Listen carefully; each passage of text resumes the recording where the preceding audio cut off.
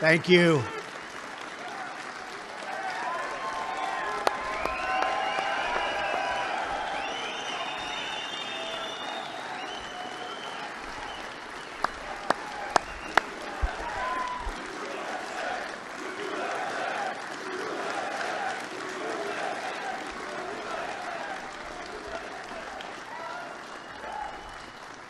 Well, thank you very much. This is certainly being home for me. I spent a lot of time right here. I was in Queens, so I'd come here, and this was like the luxury location for me. And I love it. I love the people here. Even coming in from the airport, I sat with Nikki Haley, who's here someplace. Where's our Nikki? Ambassador Nikki Haley, who is so incredible. And she's seen crowds in her life, and she said, boy, those are really big crowds. Crowds of people all lining the streets all the way over to here, and it's really a special place. And so when I heard about this, I said, I want to do that one.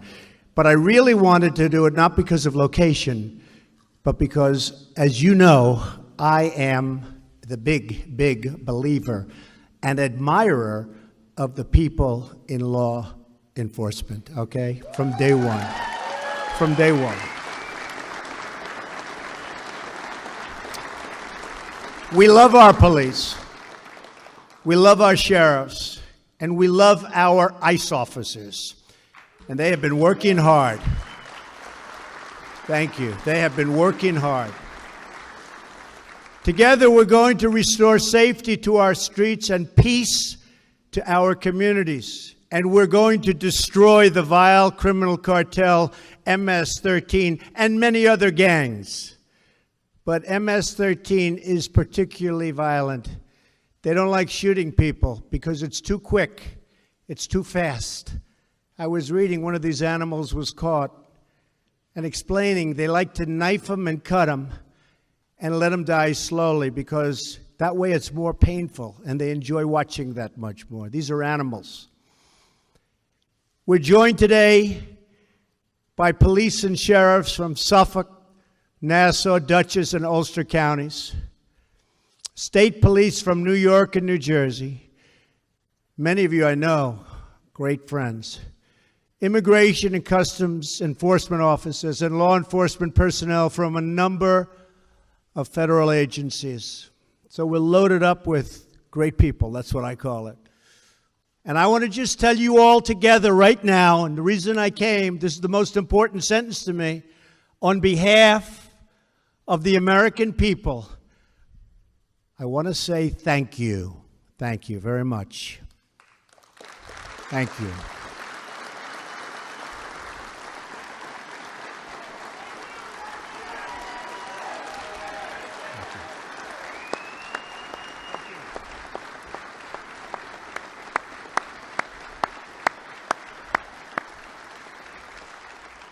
And I don't think you know how much the public respects and admires you.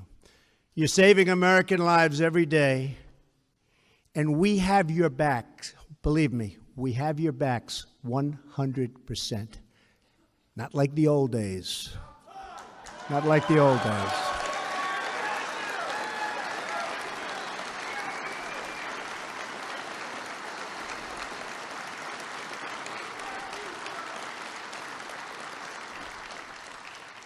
You know, when you want to take over used military equipment, they were saying you couldn't do it.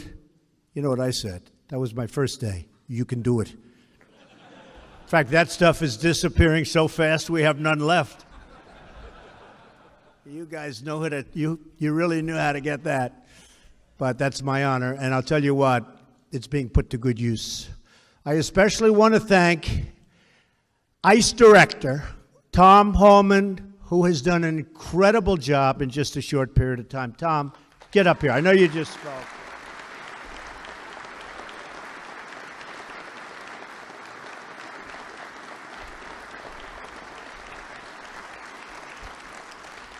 Tom is determined to rid our nation of cartels and criminals who are preying on our citizens. And I can only say to Tom, keep up the great work. He's a tough guy. He's a tough cookie. Somebody said the other day, they saw him on television, they were interviewed after that. They said, he looks very nasty. He looks very mean. I said, that's what I'm looking for. That's exactly what I was looking for. And for that, I want to congratulate John Kelly, who has done an incredible job of Secretary of Homeland Security. Incredible. One of our real stars. Truly one of our stars. John Kelly is one of our great stars. You know, the border's down 78%. Under past administrations, the border didn't go down, it went up. But if it went down 1%, it was like this was a great thing. Down 78%. And in fact, the southern border of Mexico, we did them a big favor, believe me. They get very little traffic in there anymore because they know they're not going to get through the border to the United States. So that whole group has been incredible, led by General Kelly.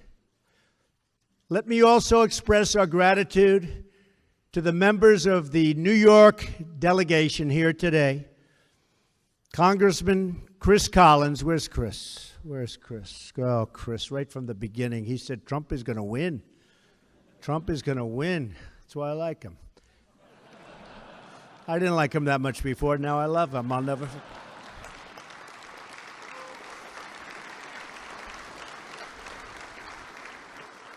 Dan Donovan. Thanks, Dan. Thank you, Dan. And Lee Zeldin, who I supported right from the beginning when they said he didn't have a chance of beating a pretty popular incumbent.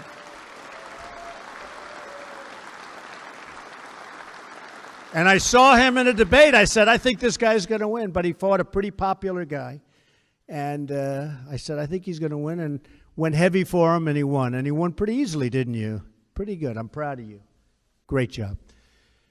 And, of course, a legend, somebody that we all know very well, sort of my neighbor, because I consider him a neighbor. But he's really a great and highly respected man in Washington, Congressman Peter King. Peter.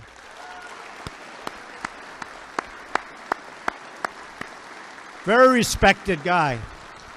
He is a respected man that people like to ask opinions of. I do.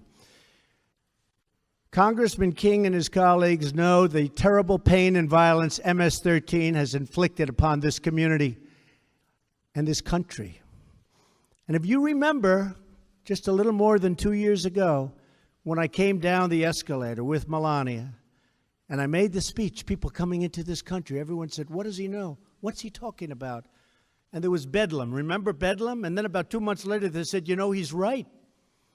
So I'm honored to have brought it to everybody's attention. But the suffering and the pain that we were going through, and now you can look at the numbers, it's a whole different world. And it will get better and better and better because we've been able to start nipping it in the bud. We've nipped it in the bud.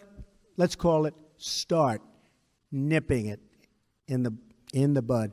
And MS-13, the cartel, has spread gruesome bloodshed throughout the United States. We've gotten a lot of them out of here.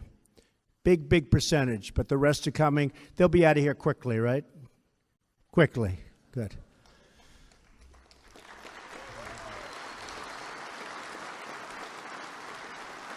So I asked Tom on the plane. He was never in Air Force One. I said, how do you like it? He said, I like it. But I said, hey, Tom, let me ask you a question. How tough are these guys, MS-13? He said, they're nothing compared to my guys. Nothing. And that's what you need. Sometimes that's what you need, right? For many years, they exploited America's weak borders and lax immigration enforcement to bring drugs and violence to cities and towns all across America. They're there right now because of weak political leadership, weak policing, and in many cases because the police weren't allowed to do their job. I've met police that are great police that aren't allowed to do their job because they have a pathetic mayor or a mayor doesn't know what's going on. But yeah.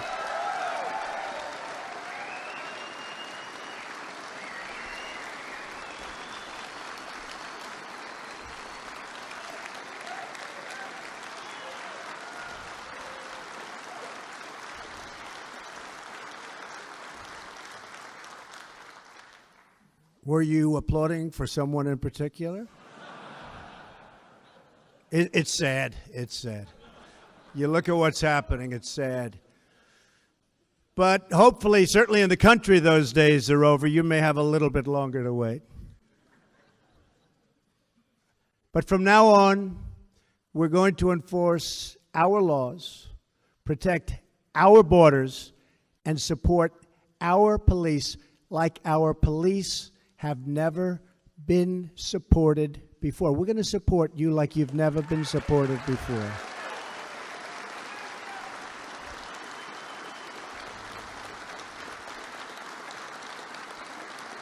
Few communities have suffered worse at the hands of these MS-13 thugs than the people of Long Island. Hard to believe. I grew up on Long Island. I didn't know about this. And then all of a sudden, this is like a new phenomena. Our hearts and our nation grieve for the victims and their families. Since January 16, think of this.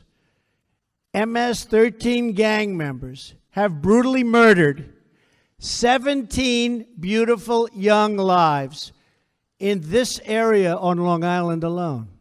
Think of it. They butchered those little girls. They kidnap, they extort, they rape, and they rob. They prey on children. They shouldn't be here. They stomp on their victims. They beat them with clubs. They slash them with machetes. And they stab them with knives. They have transformed peaceful parks and beautiful, quiet neighborhoods into blood-stained killing fields. They're animals. We cannot tolerate, as a society, the spilling of innocent, young, wonderful, vibrant people, sons and daughters, even husbands and wives. We cannot accept this violence one day more. Can't do it. And we're not going to do it. Because of you, we're not going to be able to do it. You're not going to allow it to happen. And we're backing you up 100%. Remember that. 100%.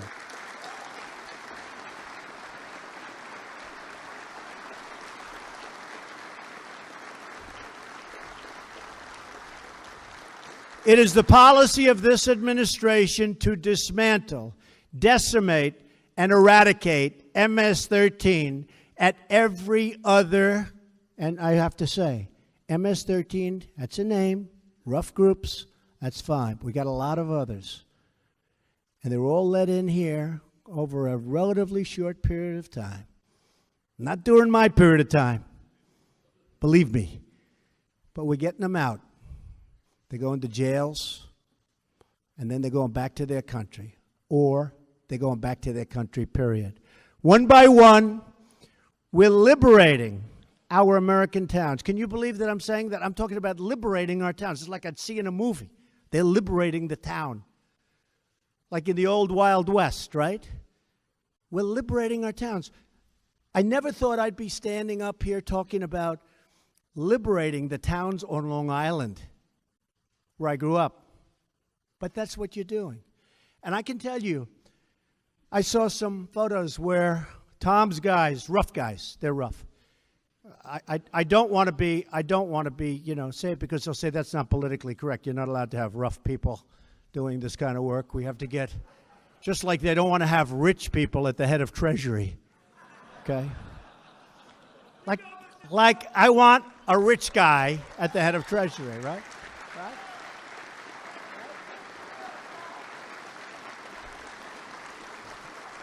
I want a rich guy at the head of commerce, because we've been screwed so badly on trade deals. I want people that made a lot of money now to make a lot of money for our country. And by the way, as I was walking up, they just gave me the numbers. Our numbers were just came out this morning. GDP is up double from what it was in the first quarter.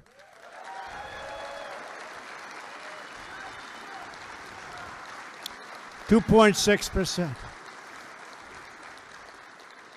We're doing well. We're doing really well, and we took off all those restrictions, and Some we're statutorily stuck with for a little while, but eventually that statute comes up and we're going to be able to cut a lot more. But we've sort of liberated the world of creating jobs, like you're liberating us and the people that live in areas. But I have to say, one by one, we are indeed freeing up these great American towns and cities that are under siege from gang violence. Look at Los Angeles. Look at what's going on in Los Angeles.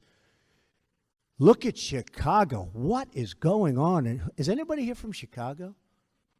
We have to send some of you to Chicago, I think. What's going on? I mean, do you see what's happening there? Do we agree? Is there something maybe? Is there something?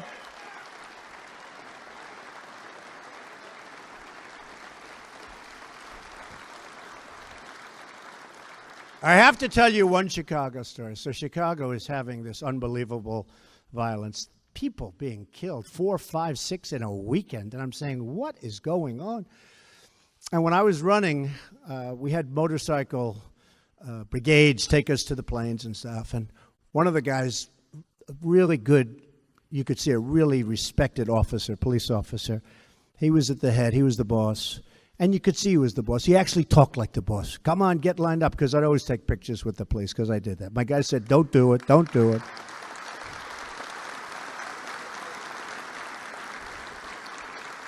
Other candidates didn't do it that I was beating by 40 points. Can you believe it? But I did it. Maybe that's why I was winning by 40 points. But other candidates wouldn't do it. But I always took the pictures with the police.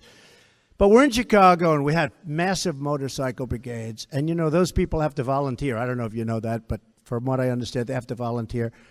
And I had the biggest brigades. I had brigades sometimes with almost 300 motorcycles. Even I was impressed. I'd look ahead, and it was nothing but motorcycles, because they'd volunteer from all over various states.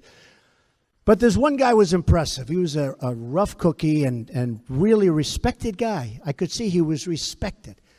And he said, all right, come on, get over here, get over here. He's got to get to work, get over here. And I said, so let me tell you, you're from Chicago? Yes, sir. I said, what the hell is going on? And he said, it's a problem can be straightened out. I said, how long would it take you to straighten out this problem? He said, if you gave me the authority, a couple of days. I really mean it. I said, you really think so? He said, a couple of days. We know all the bad ones. We know them all. He said, the officers, you guys, you know all the bad ones in your area. You know them by their names. He said, we know them all. A couple of days. I said, you got to be kidding. Now, this is a year and a half ago. I said, give me your card. And he gave me a card. And I sent it to the mayor. I said, you ought to try using this guy. Guess what happened? Never heard. And last week they had another record. It's horrible. But we're just getting started. We will restore law and order on Long Island. We'll bring back justice to the United States. I'm very happy to have gotten a great, great justice of the United States Supreme Court, not only nominated, but approved. And by the way, your Second Amendment is safe.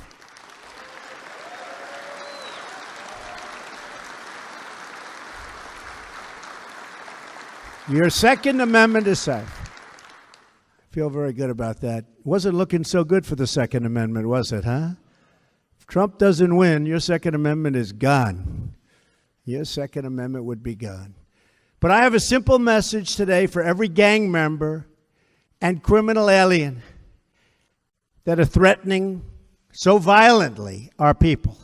We will find you, we will arrest you, we will jail you, and we will deport you.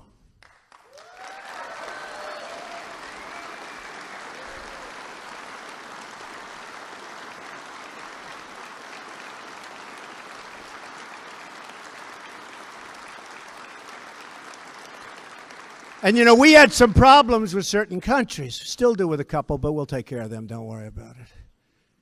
Anytime we have a trade deficit, it's very easy, which is almost everywhere. We have trade deficits with almost every country because we had a lot of really bad negotiators making deals with other countries. So it's almost everywhere, so that takes care of itself. But we had certain countries in South America where they wouldn't take the people back. I said, that's okay, no more trade. All of a sudden, they started taking their people back. It's amazing, isn't it? They used to send to the former Secretary of State, the country, please call, would you please work it so that we could take, and they used to just tell her, no, we won't take back. They take back with us every single time. We're having very little problem. Are we having any problem right now with that? Huh? You better believe it. Give me the names of the few problems. We'll take care of it, this telling you. It's unbelievable.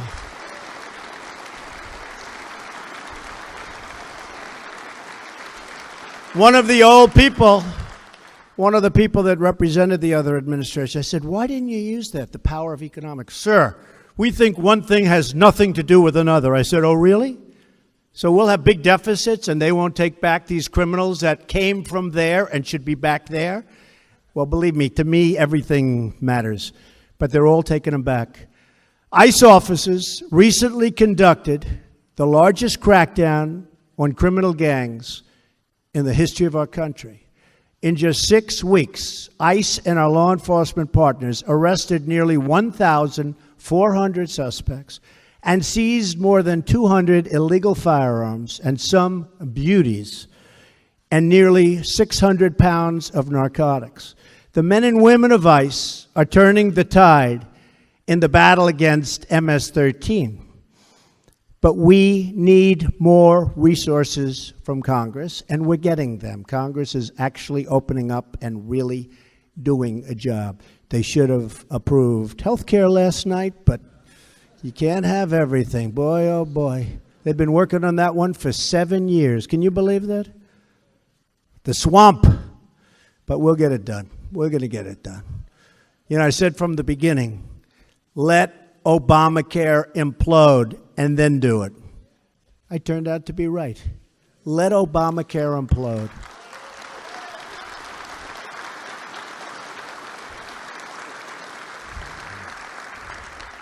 Right now, we have less than 6,000 enforcement and removal officers in ICE. This is not enough to protect a nation of more than 320 million people. It's essential that Congress fund another 10,000 ICE officers, and we're asking for that, so that we can eliminate MS-13 and root out the criminal cartels from our country. Now, we're getting them out anyway, but we'd like to get them out a lot faster. And when you see these towns, and when you see these thugs being thrown into the back of a paddy wagon, you just see them thrown in, rough. I said, please don't be too nice. Like when you guys put somebody in the car and you're protecting their head, you know, the way you put their hand over. Like, don't hit their head, and they've just killed somebody, don't hit their head. I said, you can take the hand away, okay?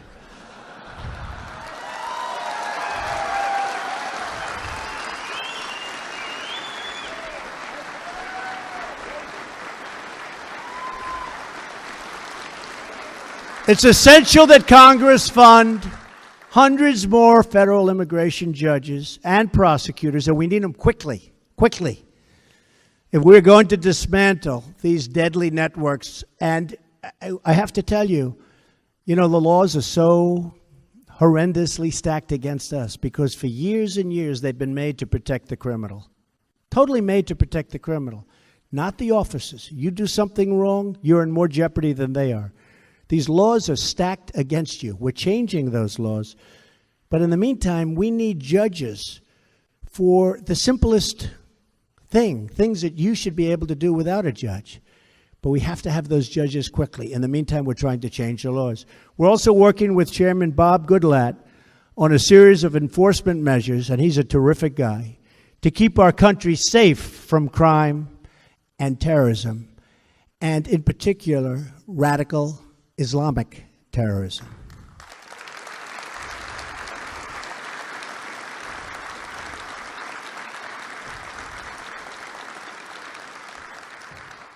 A term never uttered by past administration. Never uttered. Did anybody ever hear that term? I don't think so. But You heard it from me. That includes cracking down on sanctuary cities that defy federal law, shield visa overstays, and that release dangerous criminals back into the United States communities. That's what's happening. They're releasing them. So many deaths where they release somebody back into the community. And they know it's going to end that way. That's the sad. They know it's going to end that way. We're ending those procedures. We have to secure, thank you.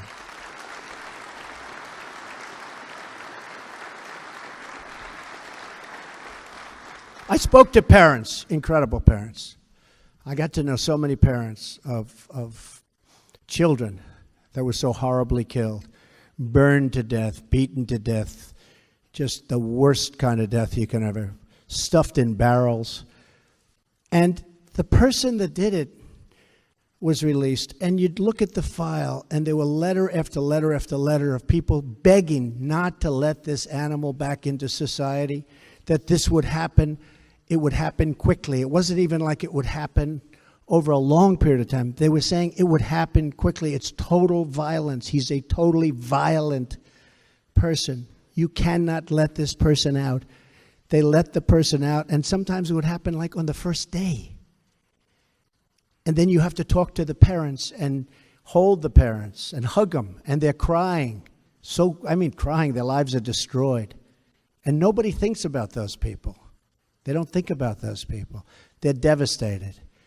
But we're ending so much of that. We're ending, hopefully, all of that. The laws are tough. The laws are stacked against us, but we're ending it.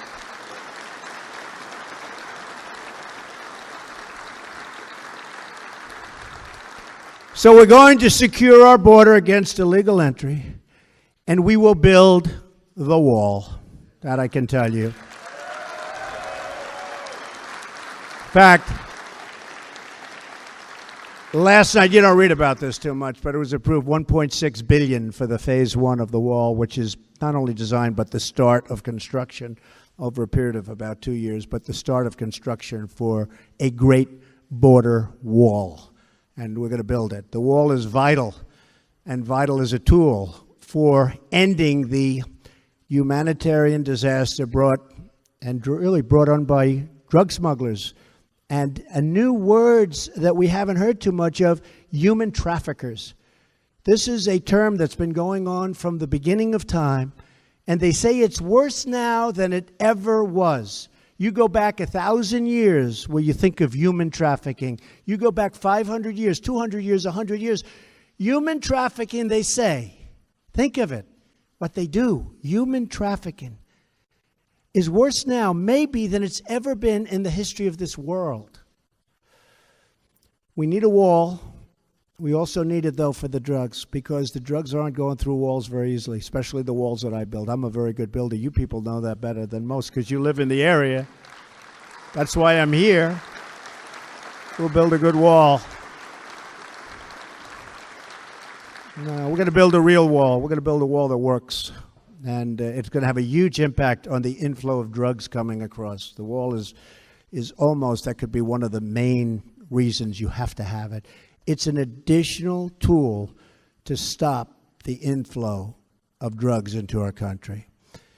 The previous administration enacted an open-door policy to illegal immigrants from Central America. Welcome in. Come in, please. Please. As a result, MS-13 surged into the country and scoured and just absolutely destroyed so much in front of it. New arrivals came in, and they were all made recruits of each other. And they fought with each other. And then they fought outside of each other. And it got worse and worse, and we've turned that back. In the 3 years before I took office, more than 150,000 unaccompanied alien minors arrived at the border and were released all throughout our country into United States communities at a tremendous monetary cost to local taxpayer and also a great cost to life and safety. Nearly 4,000 from this wave were released into Suffolk County. Congratulations. Including 7 who are now indicted for murder. You know about that. In Washington, D.C. region, at least 42 alien minors from the border surge have been recently implicated in MS-13 related violence, including 19 charged in killings or attempted killings. You say, what happened to the old days where people came into this country? They worked and they worked and they worked and they had families and they paid taxes and they did all sorts of things and their families got stronger and they were closely knit. We don't see that. Failure to enforce our immigration laws had predictable results: drugs, gangs, and violence. But that's all changing now. Under the Trump administration, America is once more a nation of laws, and once again, a nation that stands up for our law enforcement officers.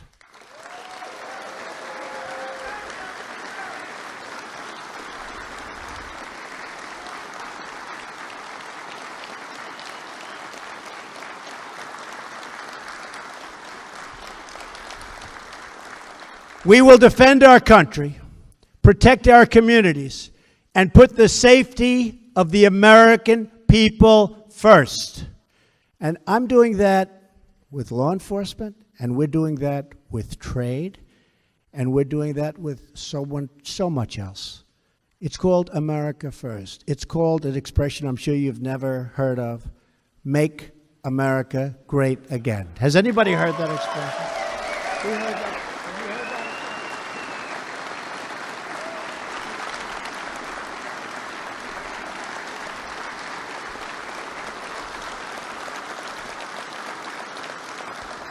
That is my promise to each of you. That is the oath I took as president. And that is my sacred pledge to the American people.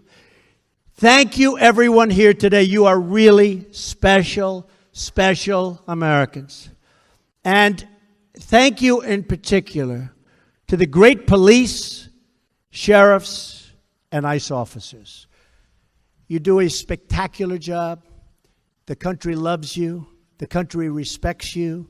You don't hear it, but believe me, they respect you as much as they respect anything there is to respect about our country.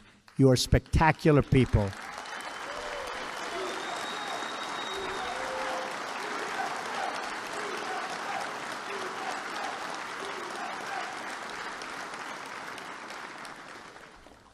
Because of the danger of your job, which people also understand fully, I leave you with the following. Thank you, and may God bless you